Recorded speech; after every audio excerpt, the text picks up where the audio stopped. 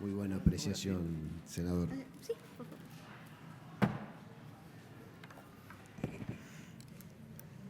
Muy buenas tardes. Muchas gracias por esta invitación.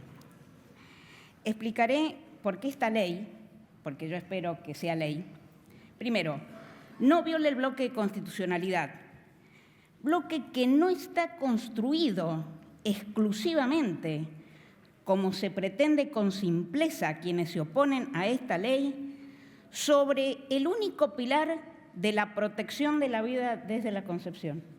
Este no es el único pilar del bloque de constitucionalidad. Segundo, explicaré por qué esta ley no viola el federalismo. Y en tercer lugar, explicaré por qué esta ley no promueve el aborto ni la eugenesia. No viola la Convención Internacional de los Derechos del Niño. Se critica a la Corte de la Nación porque distinguió entre reserva y criterios interpretativos o declaraciones. Mucho se ha hablado aquí. Yo voy a señalar simplemente esto. Esa ley, la 23.849, habla de reserva en singular y declaraciones en plural. La reserva para la adopción internacional, nada más. Y dice expresamente lo que es algo propio de las reservas, que esos artículos no rijan en su jurisdicción. Y lo dice con todas las letras. En cambio, para las otras 3 declaraciones que formula, la primera relativa a la concepción como principio de la existencia de un niño, dice solo debe interpretarse. Y para la segunda, que habla del derecho a la salud del niño, interpreta que es obligación de los Estados adoptar las medidas apropiadas para la orientación a los padres. Ahora, ese artículo al que se ha hecho esta declaración habla de que el Estado está obligado a desarrollar la atención sanitaria preventiva. O sea que si esto fuese una reserva, nuestro Estado no estaría obligado a desarrollar la atención sanitaria preventiva, lo cual es una barbaridad grande como una casa. En tercer lugar, la declaración es para los casos de los niños en conflictos armados, en los que dice que aplicará la ley interna porque es más protectora de los derechos de los niños ya nacidos, fórmula que no utiliza para el artículo 1, donde no dice que se aplicará el derecho interno, no, dice solo interpretación. Entonces, más allá de que llamemos reserva o criterios interpretativos, vemos que es la propia ley la que está diciendo qué efecto tiene para la República Argentina esta Convención Internacional de los Derechos del Niño en esto que tenemos alguna observación. Para la reserva dice no la aplico y para las otras declaraciones hay una en la que dice voy a aplicar el derecho interno porque es más protector. En el otro no dice absolutamente nada. Algo debe querer decir esta diferente interpretación.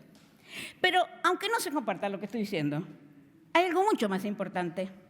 Este Senado aprobó, después de la ley 23.849, que es del año 1999, ustedes en el año 2014, afortunadamente, el Congreso aprobó por ley 27.005 el tercer protocolo facultativo adicional de la Convención. Ese tercer protocolo adicional de la Convención reconoce al Comité Internacional de los Derechos del Niño competencia para intervenir en una serie de denuncias. No puede dudar entonces que la República Argentina reconoce a ese comité fuerza interpretativa de la Convención Internacional de los Derechos del Niño, puesto que si le dio competencia para llevar adelante procedimientos que pueden concluir incluso en condenas a nuestro propio país, es evidente que le está dando facultades interpretativas de la Convención. Pues bien, ese comité, como ya se ha dicho acá por parte de muchos expositores, nos ha recomendado más de una vez, la última vez este año en junio, que debemos asegurar el acceso a los servicios del aborto seguro y atención posparto para niñas adolescentes. ¿Cómo sostener entonces que el derecho del feto es absoluto? Si el órgano encargado de la interpretación y aplicación de la Convención prioriza a la adolescente embarazada, persona esta sí que tengo frente a mis ojos y que indudablemente está protegida por la Convención. No es todo. Quienes afirman la inconstitucionalidad piden que la Argentina no cumpla con las recomendaciones de la Organización Mundial de la Salud, organismo al que nuestro país pertenece desde el año 1937. Alertan a estas personas sobre la peligrosidad del concepto de salud que ese organismo formuló ya en el año 1948 y le piden al Senado entonces que no aplique la guía Abortos sin riesgos, guía que fue redactada en el año 2003 y revisada en el año 2012. Esta ley tampoco viola la Convención Interamericana de Derechos Humanos. Ya mucho se ha explicado sobre la expresión en general y sobre la interpretación que hizo la Corte en el caso Artavia Murillo contra Costa Rica. Los que se oponen a la ley sostienen que la Argentina no está obligada por esta interpretación. Pero esa posición tiene un problema muy grave, que es que desconoce la teoría de la autonomía, teoría que es fundamental para la interpretación y aplicación del sistema de los derechos humanos. ¿Por qué? Se ha dicho que la interpretación de un tratado sobre la base de la autonomía de sus términos, entendidos con independencia de cuál es el sentido que el derecho local le atribuye a esos términos, constituye una salvaguarda contra las actitudes estatales de mala fe que pretendan una interpretación contraria al objeto y al fin del tratado. Por eso los órganos internacionales son los que definen el sentido de las palabras del tratado. La autonomía de conceptos opera pues como una valla a la discrecionalidad del Estado en la interpretación del tratado. Entonces tampoco se puede desoír al Comité de los Derechos Humanos, cuando en sus observaciones finales en marzo del 2010 afirmó que el Estado argentino debe modificar su legislación de forma que ayude efectivamente a las mujeres para evitar embarazo, etcétera. De esto ya se ha hablado bastante. En suma, señores, quienes se niegan a la aprobación de esta ley parecen decir: nosotros sabemos más que el Comité de los Derechos del Niño, nosotros sabemos más que la Organización Mundial de la Salud, nosotros sabemos más que el Comité de los Derechos Humanos, nosotros sabemos más que la Corte Interamericana de Derechos Humanos. Por eso, señores del Senado, desobedezcan lo que dicen todos estos organismos. Esta ley no viola el federalismo. No es bueno que el federalismo se recuerde solo para restringir los derechos de las personas. Además de la cuestión penal, que no se puede dudar que es federal, este es un tema de salud pública que compromete derechos humanos y, por lo tanto, la República Argentina debe responder internacionalmente cuando los viola. Nuestro país fue denunciado al Sistema Interamericano de Derechos Humanos precisamente porque su salud de sistema provincial, a través de un médico, provocó la muerte de una mujer embarazada a quien le negó medicamentos que afectarían al feto. Se sostiene que una cosa es despenalizar y otra legalizar, pero esto desconoce el sistema de los derechos humanos y el bloque de constitucionalidad argentino. Nuestra Corte de la Nación tiene dicho que el Estado no solo debe abstenerse de interferir en el ejercicio de los derechos individuales, sino que tiene además el deber de realizar prestaciones positivas de manera tal que el ejercicio de aquellos no se torne ilusorio. Además, esta ley no promueve el aborto ni la eugenesia. Cuando en Francia se dictó la primera ley despenalizadora a instancia de la por entonces ministra de Salud Simone Veil, la llamada causa de las mujeres fue en definitiva la causa de la humanidad, porque no fue una ley a favor del aborto, sino que favoreció que no se pusiera en peligro la vida ni la salud de las mujeres. Nuestra ley tampoco promueve la eugenesia. El supuesto previsto en el artículo 6, inciso C, cuando dice: cuando se diagnostique la inviabilidad de la vida extrauterina, está referido al feto anencefálico, cuya situación ya fue resuelta por la Corte de Justicia de la Nación en el año 2001, también en coincidencia con el Sistema Internacional de los Derechos Humanos, en un caso contra Perú en el año 2003. Los fundamentalistas de los derechos del feto sostienen que, aún en este caso, la mujer está obligada a llevar a término su embarazo, pero precisamente esta posición es la prueba más elocuente del desconocimiento pleno de la mínima autonomía de la mujer sobre su cuerpo. En un régimen democrático nadie debe ser instrumento de otro, la mujer tampoco. Recuerdo para finalizar al gran humanista argentino, ese que tanto defendió la vida, que tantas vidas salvó en nuestro país. Me refiero al doctor Favaloro. Él dijo: los ricos defienden el aborto ilegal para mantenerlo en secreto y no pasar vergüenza. Estoy harto de que se nos mueran chicas pobres para que las ricas aborten en secreto. Se nos mueren nenas en las villas y en sanatorios hacen fortuna sacándoles la vergüenza de los vientres a las ricas. Con el divorcio decían que era el fin de la familia y solo fue el fin de la vergüenza de los separados ilegales. Con el aborto legal no habrá ni más ni menos abortos, habrá menos madres muertas. El resto es educar, no legislar. Gracias. Muchas gracias, doctora. Por favor, senador Páez. Doctora, quería hacerle dos consultas. Una, si en función del texto del proyecto venido de diputados, ¿cuál es su opinión de la llamada objeción de conciencia institucional? Si eso incluso es factible, como se la reclama, en tanto y cuanto estamos hablando de personas de existencia ideal, de instituciones y no de personas físicas, de profesionales de la salud. Y el segundo aspecto que me gustaría que usted brevemente, pero se puede explayar, es los derechos que puede invocar el padre o el presunto padre. El padre en el caso que existe un matrimonio o el presunto padre en una situación de que la mujer antes de las 14 semanas decida recurrir al sistema de salud para interrumpir su embarazo. Esas dos cuestiones quisiera que usted si se puede explayar un poquito. Muchas gracias, senador, por sus preguntas. Respecto a la primera, coincido con la opinión que virtió acá, que acaba de vertir el doctor Ricardo Gil Lavedra. La objeción de conciencia es una objeción justamente de conciencia, es decir, de las personas. Y esta ley respeta la objeción de conciencia de los profesionales y a mí me parece bien que así se la acepte, pero la objeción de conciencia no es de las instituciones. Si hay una institución en la que una persona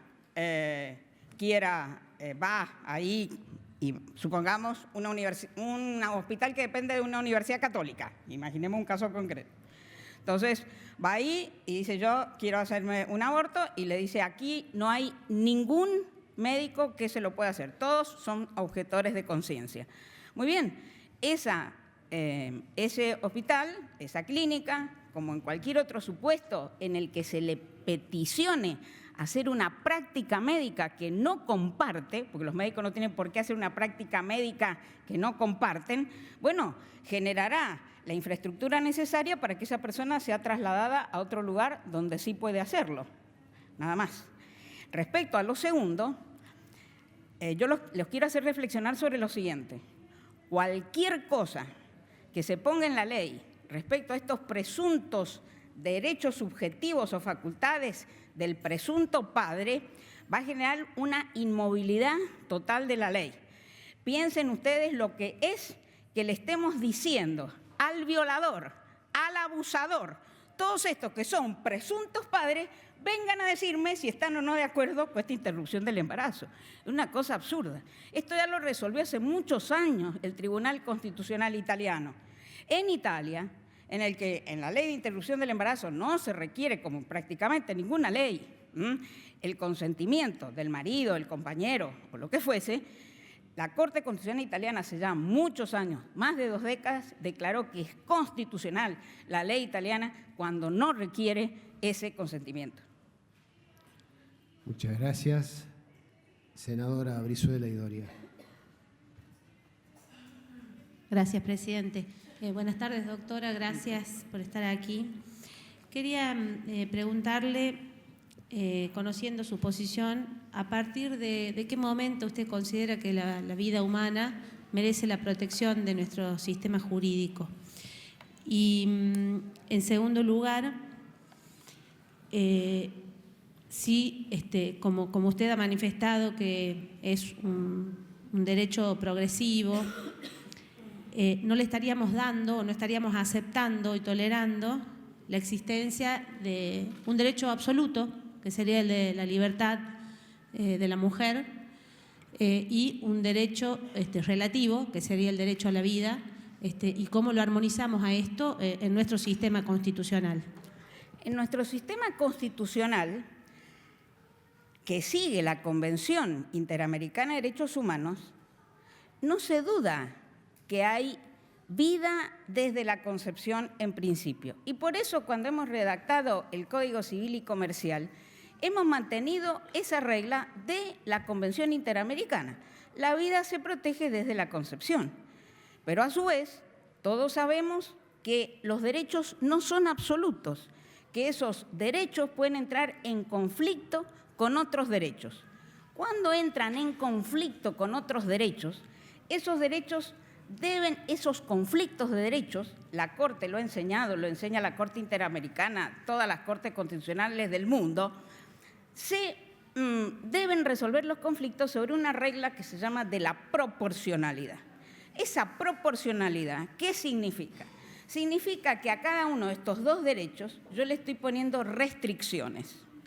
En el caso, por ejemplo, claro, del conflicto entre el derecho a la libre expresión de los medios de prensa, ¿sí?, y el derecho al honor, a mi intimidad. Ahí, ¿cómo ha solucionado ese conflicto nuestra Corte? Bueno, podemos o no estar de acuerdo, pero ¿cómo lo resolvió? Lo resolvió con la teoría de la real malicia. Entonces dijo, mire, si usted es un funcionario público, su derecho a la intimidad, al honor, va a estar más restringido que si es de una persona común. ¿Por qué? Porque hay un interés público en que si está el honor de ese funcionario público en discusión, bueno, la gente tiene que saber qué hace ese funcionario público. Si ese funcionario público roba, no roba, entonces el derecho a la libre expresión va a ser mucho mayor. ¿Y cómo lo concilio? ¿Es que no tiene derecho al honor el funcionario público? Sí lo tiene, pero le pido al otro que pruebe que por parte del periodista ha habido una actitud absolutamente desaprensiva. Entonces mantengo los dos derechos en equilibrio. ¿Qué pasa con el aborto cuando entra en conflicto este derecho de la madre? No digo de la madre, voy a decir el derecho de la mujer. El derecho de la mujer. Cuando entra en conflicto con este derecho que también tiene el feto desde la concepción. Entonces aquí las leyes de muchísimos países del derecho comparado y el proyecto de ley que nosotros estamos acá analizando, dice, mire, primero va a haber una progresividad, ¿no es cierto? Entonces, primer límite que le voy a poner a ese presunto derecho absoluto al feto, que como hemos visto no es absoluto porque no hay derecho absoluto de nadie, ni usted tiene un derecho absoluto a la vida, tiene derecho de legítima defensa cuando yo vengo y la ataco y usted me mata y me priva de la vida. En el estado de necesidad hay muchísimas razones por las cuales está legitimado un sujeto vivo que le quita la vida a otro vivo. Entonces, vuelvo al aborto. En el aborto, ¿cómo tratamos de mantener ese principio de proporcionalidad? A través de dos criterios, ¿sí? ¿Cuáles son esos dos criterios? Uno, el de la mayor progresividad del desarrollo. Y otro, las causales, lo que las leyes de todo el mundo llaman indicaciones. Entonces, en el primer trimestre, esa guía que les digo de la Organización Mundial de la Salud dice que el primer trimestre comprende hasta la semana 14.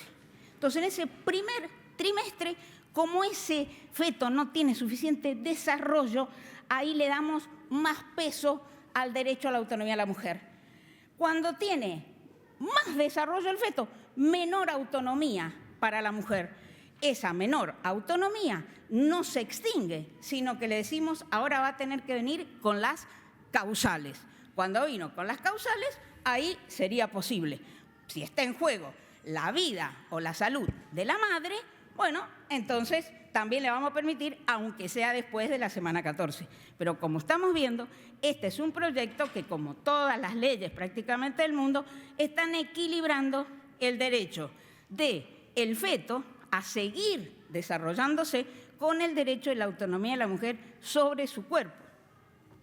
O sea, que fuera de las causales, digamos, de aborto no punible, que eso no estamos en discusión, al menor desarrollo del feto, menor protección, aun cuando haya vida, menor protección del orden jurídico y mayor prevalencia del derecho de la mujer. Sí, Así. sí, porque es un criterio de equilibrio y de proporcionalidad, efectivamente. Sí. Senadora Elías. Buenas tardes, Buenas tardes. doctora. En base a lo que usted acaba de responderle a la senadora, regla de proporcionalidad. La proporcionalidad es la que no la encuentro. Deseo versus vida. ¿Deseo, dice usted? Sí, el deseo de la mujer No, de... utilizo otra palabra más niño jurídica, no es deseado. autonomía. Autonomía. Autonomía. O sea, autonomía, el tener un niño no deseado en el seno materno versus la vida del otro. ¿Y ahí No usted ve proporcional al tema? Sí, porque fíjese, esa palabra que usted ha utilizado, el otro, la Corte Interamericana ha distinguido perfectamente vida de persona. Usted dice otro, está indicando una persona, ¿sí? Un Y ser humano. alguien que puede llegar a ser un ser humano, incluso en el Código Civil, desde Vélez, hay una norma que dice que esa persona está sometida a una condición resolutoria, a que nazca con vida. Y el propio Vélez decía, porque si no nace con vida, es como si nunca hubiese nacido. Pero acaba usted de decir del Código Civil y de Sí. todas las normas últimas, no me lleve tan atrás, Micrófono. donde hablamos ya desde... Perdón.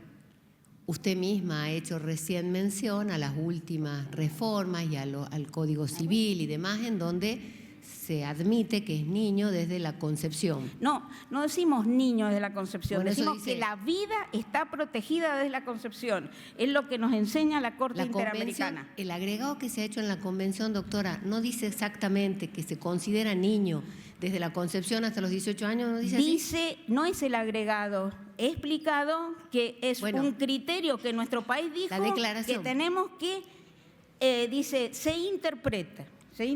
Pero dice así. Dice se interpreta, pero no dice que no vamos a aplicar la convención, que en ningún momento se No, está refirió claro, está claro. a niño de la concepción. Por eso, para Perdón. el artículo 19 del Código ¿Por qué Civil. no concretas la pregunta y después le paso el micrófono? Sencillamente es como hay en varias normas de nuestro país en donde ya se habla de que el ser humano empieza en el momento de la concepción, la persona, el niño, como lo van llamando las normas, no lo estoy llamando yo. Es el agregado que se hace en la convención, es lo que dice el Código Civil. Entonces, la regla de proporcionalidad es la que no estoy encontrando, doctora. Entonces, la regla de proporcionalidad es que ese ser humano se juega la vida. Y por el otro lado, estamos hablando de la autonomía, del deseo, del no deseo, del que Ahora toma le voy- la decisión. Ahora le voy a Esa es la explicar. proporcionalidad. Ahora le voy a explicar. Esta vida está dentro de otra persona. Es una vida muy especial porque es una vida que está adentro de otro cuerpo y está dependiendo absolutamente de ese cuerpo. Entonces, cuando los intereses de ambos son convergentes, entonces cuando esos intereses son convergentes, el ordenamiento viene y le presta plena protección a esa persona que está viva y a ese feto. Por eso, por ejemplo, el Código Civil y Comercial da derecho a peticionar alimentos a la mujer embarazada. ¿Por qué? Porque sus derechos y su voluntad y su autonomía es convergente con la del feto.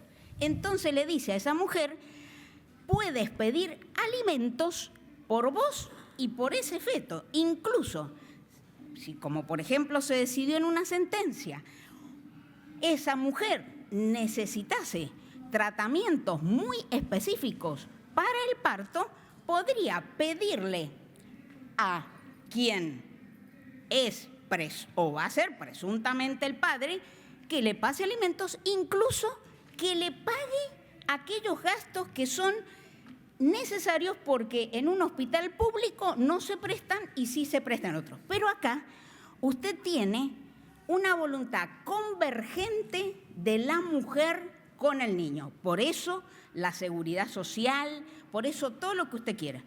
Ahí no tenemos conflicto de derechos, porque el derecho de la mujer es convergente con el derecho del niño. El problema es cuando esos derechos entran en conflicto. Es el problema, cuando esos derechos entran en conflicto. Y usted, a una mujer a la que está obligando, como la obliga alguno de los autores que están en contra de este proyecto y que ya lo han dicho por escrito y en libros publicados, y etcétera, etcétera. Cuando usted, una mujer, por ejemplo, en el caso del anencefálico, ahí estamos de acuerdo, ¿cierto? En el caso del anencefálico, ¿usted está de acuerdo que si la mujer, que es una tortura para la mujer? ¿Está bien? No está previsto en ningún lado, fue la interpretación de nuestra Corte, afortunadamente. Ahora lo prevé la ley. Pero el caso del anencefálico, doctora, quiero decirle, se lo digo con todas las letras, el doctor Rosati ha escrito en un libro en el que no trata demasiado bien al Código Civil y Comercial, que está mal resuelto el caso del anencefálico. Y lo dijo también el doctor Barra, que la mujer tiene que llevar adelante ese feto. Yo les pregunto, ¿qué autonomía tiene esa mujer? Eso es tortura, doctora, eso es tortura. Bueno, doctora, para que me pueda sacar de la duda. De usted me habla de la proporcionalidad. Ahora, con un niño normal que viene con un embarazo normal, y la proporcionalidad es la que no entiendo, de que de pronto, porque yo tomo la decisión. Doctora, mientras no tiene suficiente desarrollo, ese feto prioriza la vida de la mujer y la salud física y mental de esa mujer. ¿Por qué? Porque esa mujer ella es una persona autónoma y está desarrollando en su cuerpo algo que psíquicamente no soporta. Gracias. Senadora Solari Quintana, por favor. Gracias. Buenas tardes, doctora. Buenas tardes. Muy agradecida de su presencia aquí. Más allá de la cuestión de la proporcionalidad, para mí la vida es un absoluto. ¿Ah? En el sentido de que o la hay o no la hay. ¿No es cierto? No sé, se lo pregunto. ¿La vida es un absoluto? ¿Existe o no existe?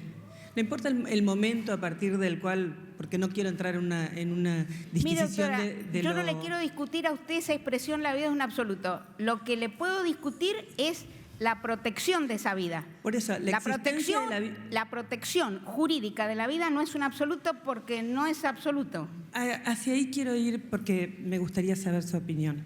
Yo digo que es un absoluto en el sentido de que no existen la vida y la muerte simultáneamente ni conjuntamente. O hay vida o no hay vida. A eso me refiero cuando digo que la existencia es absoluta. Mire, ¿me permite, doctora? Le quiero hacer la pregunta. Sí. Concreta la pregunta. Le quiero hacer la pregunta. Sí. Entonces, desde su punto de vista, este proyecto que tiene media sanción, entiendo yo que da derechos progresivos de la vida respecto de esta proporcionalidad en la que usted plantea los derechos de la madre. Yo entiendo que en nuestro ordenamiento jurídico eso no está consagrado de esa manera. ¿Usted entiende que sí? Sí, le voy a explicar por qué. ¿Entiende que sí? Le voy a explicar por qué. Yo quisiera saber porque sí. le pregunto en este sentido. Yo entiendo que, por ejemplo, Código Civil es persona desde la concepción y tiene una cantidad de derechos, está bien, a condición de que nazca vivo o lo que sea, pero tiene una cantidad de derechos donde no hay una progresividad. Porque tiene convergencia con los derechos de la mujer. Bien, pero pregunto, respecto del feto, llámele embrión, niño, como se le quiera llamar, porque hay distintas posiciones, esta ley instituye una progresividad de los derechos en función de los derechos de la madre. del niño. ¿Se comprende la pregunta? ¿He sido clara? Le porque entiendo perfectamente, se quizá la voy a no soy contestar. clara. Mire, primera afirmación suya. ¿Se tiene o no se tiene vida? Bueno, esas afirmaciones también las podemos pronunciar respecto de muchos derechos. Por ejemplo, la Corte de la Nación hace muchos años, años 30, dijo, ¿se tiene o no se tiene vivienda? No es lo mismo que la salud, que tengo un poquito, puedo tener más, puedo tener menos. No. Aquí, de la vivienda, yo tengo o no tengo vivienda. O sea, esa afirmación, ¿se tiene o no se tiene vida? Nosotros la podemos expresar respecto de muchísimos otros derechos. Entonces, acá lo que estamos hablando de la protección jurídica de eso que se llama vida. Y que estamos todos de acuerdo que empieza desde la concepción. Todos estamos de acuerdo que la vida empieza desde la concepción. Eso, doctora, no estamos dudando de eso. Pero, disculpe. Entonces, doctora, ¿me permite? Entonces, hay los derechos, no hay derechos absolutos, le insisto, ni siquiera el derecho a la vida de una persona que usted está viendo, que está mirando. Esa persona puede estar en un estado de necesidad, la famosa que estudiamos siempre en la facultad, ¿no es cierto?, de los dos que se agarran de la tabla, los dos náufragos que se agarran de la tabla, y hay uno que va a morir porque la tabla le soporta a uno y no el otro, y este que lo tira al otro al agua en esta necesidad. O sea, la vida puede entrar siempre en conflicto, una vida puede entrar siempre en conflicto con otro. Eso, la vida de... Muy bien, entonces, la vida del feto tiene una característica, que no es una vida independiente, es una vida que está dependiendo de otra persona, una persona que tiene órganos femeninos, ¿sí? Entonces, esa persona que tiene órganos femeninos y que ha quedado embarazada, lleva adelante una vida. Acá de lo que estamos preguntándonos, lo que usted me pregunta a mí, es ¿qué protección le da el derecho a esa vida que no es independiente, que es una vida totalmente dependiente? Entonces, nuestra respuesta es, cuando una vida es dependiente de la otra, puede entrar en conflicto con esa vida de la cual depende. Esa mujer tiene esta persona de la cual esta mujer tiene una vida dentro, vida que depende de ella. Entonces, como ella no es un instrumento de la reproducción, las mujeres no somos un instrumento de la reproducción humana. Las mujeres somos personas, no debemos ser instrumento de nadie. Entonces, esa mujer tiene, mientras ese feto no ha tenido un desarrollo muy extenso, mayores posibilidades de estar decidiendo que si ese feto ya tiene un gran desarrollo. Usted me va a decir, ¿hay personas de primera y de segunda? No es que haya personas de primera y de segunda, sino que los derechos pueden entrar en conflicto con personas con las cuales tenemos intereses convergentes y no. Yo no creo en el derecho absoluto de la mujer sobre su cuerpo y le voy a contar, si me permite, señor senador, sé que es muy tarde, pero 2 minutos para contar una historia. Lo primero que le tengo que decir es que en mi experiencia de jueza en la provincia de Mendoza, todos los casos que se judicializan, acá se habla mucho de la judicialización, que nos vamos a llenar de pleitos, que esto, que lo otro. Señores, todos los pleitos que se judicializan es porque los médicos no aplican la ley. Y como no aplican la ley, se judicializan. Y los que se judicializan son todos de niñas adolescentes abusadas en su casa. Todos esos son los que se judicializan, las abusadas en su casa. Ahora voy a contar un caso para que ustedes vean que yo no soy defensora ultranza del cuerpo de la mujer para siempre. Una vez en una provincia patagónica, una mujer que se encuentra en un estado de vulnerabilidad absoluta llega al hospital en su 8º, casi 9º mes de embarazo. El médico le dice, mire señora, este niño viene muy mal este parto, ¿sabe? Le vamos a tener que hacer una cesárea. ¿Cesárea a mí? Ah, no, a mí no me hacen cesárea. A mí no me hacen cesárea. El médico intenta explicarle, a lo mejor no le ha explicado lo suficientemente bien, y la mujer dice, a mí no me hace cesárea, yo me voy. Se vuelve a su casa, si a eso le podemos llamar casa, a donde vivía esa mujer, de una vulnerabilidad terrible, educativa, de salud, de todo. Se vuelve a su casa y el médico del hospital va y le cuenta al director del hospital lo que está pasando. Entonces el director del hospital plantea un amparo, que se corta porque fue un caso muy, muy largo. Entonces el juez que tiene que resolver este asunto, ¿con qué se encontró? Se encontró con una mujer que por su vulnerabilidad, porque no sabía, porque es una ignorante, porque lo que usted quiera, no se quiere hacer una cesárea. Entonces, el juez dispuso que a la mujer se la traiga al hospital y se haga la cesárea. Claro, cuando uno veía esa resolución, dice, pero estamos todos locos, el cuerpo de la mujer es inviolable, ¿cómo le van a obligar a la mujer a hacer una cesárea? Pero después usted se pone a pensar, ese niño, según el médico, tenía todas las posibilidades de nacer sano. Y esa señora está obligando al Estado, después, cuando tiene un niño con gran discapacidad, como son los niños que nacen por sufrimiento fetal, ahora el Estado nos tenemos que hacer cargo de todo por esta mujer que no entiende que tiene que ir al hospital y que ahí no tiene un derecho ella sobre su cuerpo, porque ese niño está pronto a nacer, es un niño viable. ¿Entiende? Bueno, ¿cómo terminó esta historia? Terminó afortunadamente muy bien. Cuando la mujer vio la policía, la ambulancia, etcétera, etcétera, se fue al hospital, le hicieron la cesárea y se terminó el asunto. Pero estoy explicando esto para que ustedes no crean que yo creo que la mujer tiene un derecho absoluto sobre su cuerpo. Rige el principio de proporcionalidad. Este niño era viable, esta mujer no tenía un derecho sobre su cuerpo. Y bien hizo ese juez de dictar una sentencia que parecía una locura, pero que no era jurídicamente una locura. Mire, doctora, yo no creo eso de usted porque además estoy entendiendo perfectamente lo que usted plantea.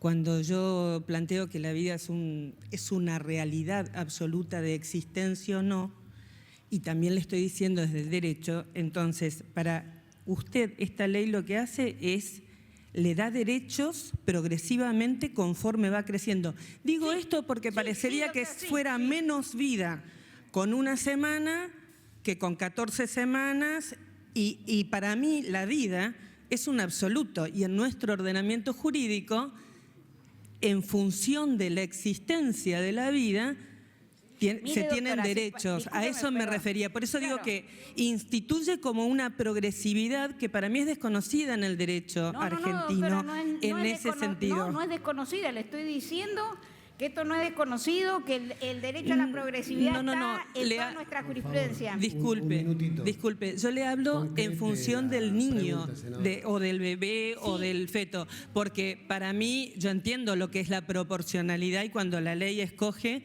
un bien jurídico o un derecho o tiene que hacer una elección, o inclusive cuando uno es juez y tiene que merituar eso. Pero me suena como que va adquiriendo derechos o un mayor derecho a su existencia en función de que crece.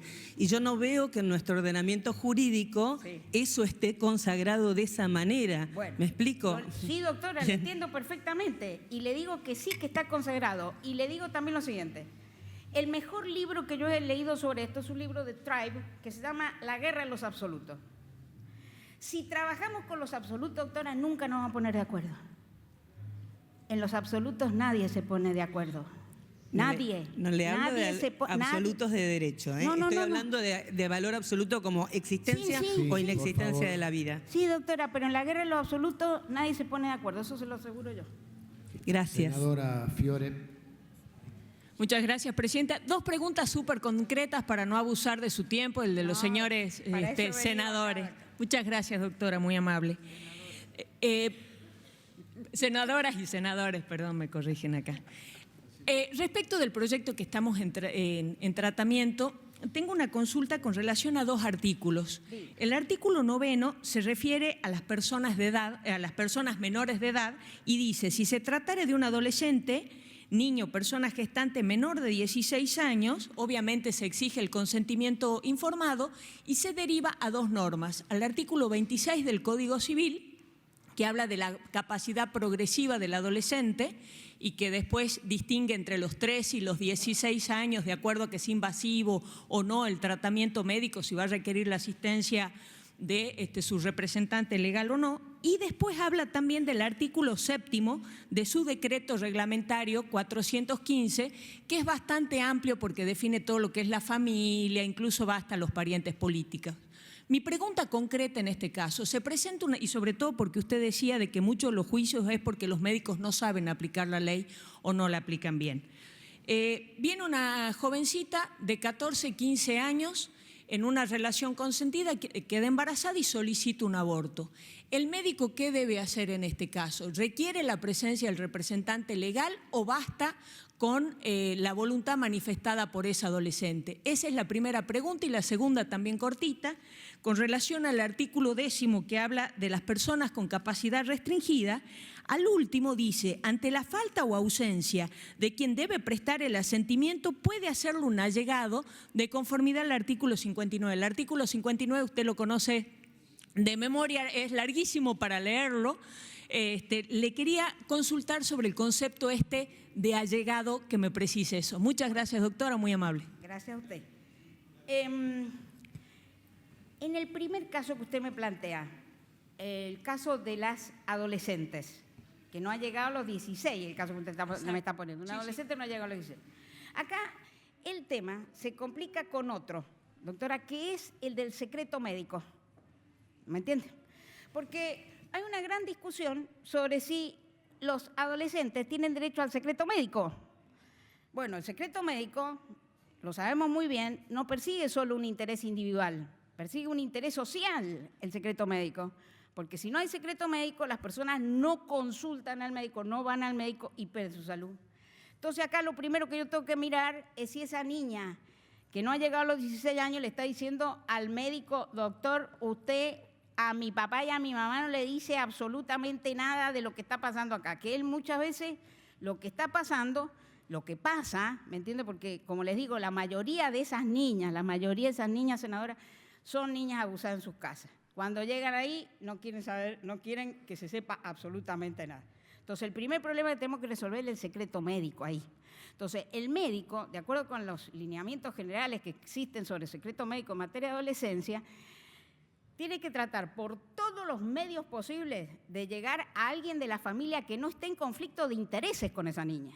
Porque el primer problema ahí es el conflicto de intereses que está sufriendo esa niña ahí con ese médico, ¿me entiendes? Entonces, eso es lo primero que tenemos que tratar, de que llegue a alguien que en la familia no tenga conflicto de intereses con esa criatura. Y ahí, entonces, lo primero, como dice la guía médica, como lo que dicen todos los organismos internacionales, todas las declaraciones que yo aquí no he leído, lo primero, esa niña tiene que ser suficientemente informada. Esa información tiene que seguir los lineamientos de la Corte Interamericana de Derechos Humanos, en el caso que citó justamente la doctora Úrsula Basset, el caso contra Bolivia. Tiene que tener todos esos requisitos, previo, informado, etcétera, etcétera. Pero ahora lástima que no esté la doctora Úrsula Basset acá. La Corte nunca dijo que necesita el consentimiento del padre, ¿eh? Al contrario, este fue un caso en el que la ligadura de trompa se la hacen y los médicos pretenden haber cumplido diciendo que lo buscaron al marido y no lo encontraron. ¿Y qué? ¿El marido? ¿Qué tenía que ver el marido? Si la que tiene que prestar asentimiento para la ligadura es la mujer, no el otro. O sea que quiero dejar bien aclarado esto. El caso contra Bolivia es muy importante, una clase de consentimiento informado. Lo tendríamos que aprender en todas las facultades. Bueno, entonces, esa niña tiene que tener todo ese consentimiento informado, etc. Ahora, si ese médico no logra que esa niña le levante el secreto, tiene que venir con un allegado. ¿Quién es ese allegado? Ese allegado que también está para el caso del discapacitado. Cuando nosotros pusimos esta palabra en el Código Civil y Comercial, ¿quién es el allegado?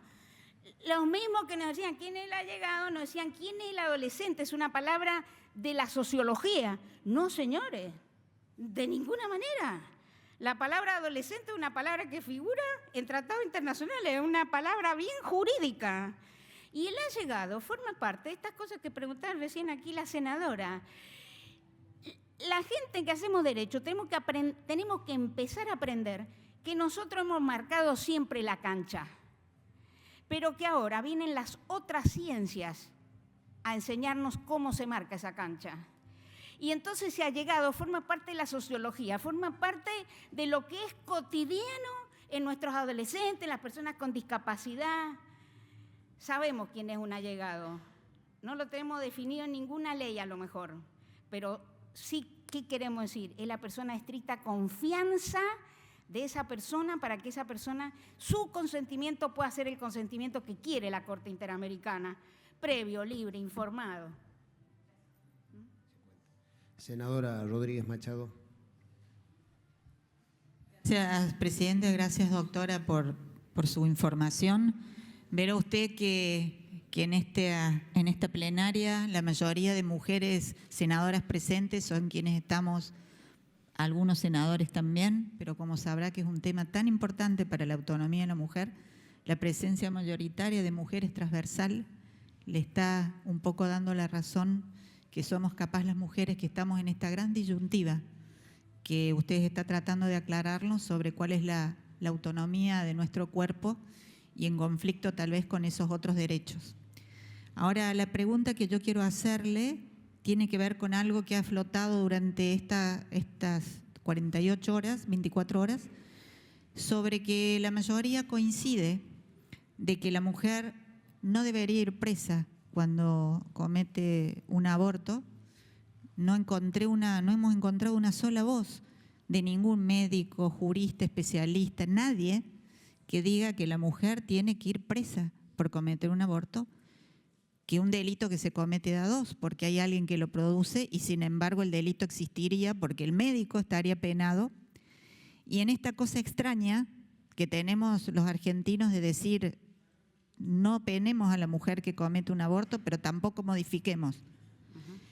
¿Hay algún otro instituto jurídico, según su conocimiento, dentro del delito penal que tenga esta característica, es decir, un delito existente pero socialmente aceptado?